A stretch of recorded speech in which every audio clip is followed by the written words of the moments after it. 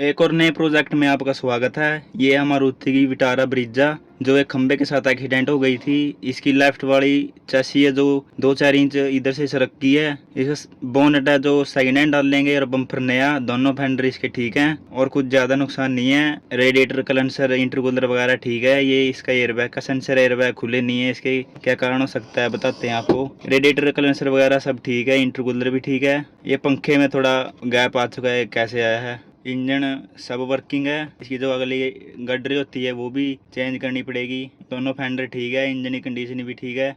Bonnet और bumper इसका दोनों ख़त्म हो चुके थे और दोनों लाइट भी इसकी पुरानी ही डालेंगे, वो ठीक थी। और जो अगली गडरी होते हैं वो भी पुरानी डालेंगे, जो नीचे वाली होते हैं वो भी। अंदर जाके देखते हैं, एयरबैग नहीं खुले हैं। इसका कारण हो सकता है सीट बेल्ट नहीं लगाई हो, इसी कारण एयरबैग नहीं खुले हैं इसके। रेडिएटर वगैरह सब ठीक है इसके, इंजन में कोई समस्या नहीं है, बिल्कुल ठीक है। चलो देखते रहिएगा। वीडियो आपका पसंद आई हो तो सब्सक्राइब कर दियो और लाइक कर दियो।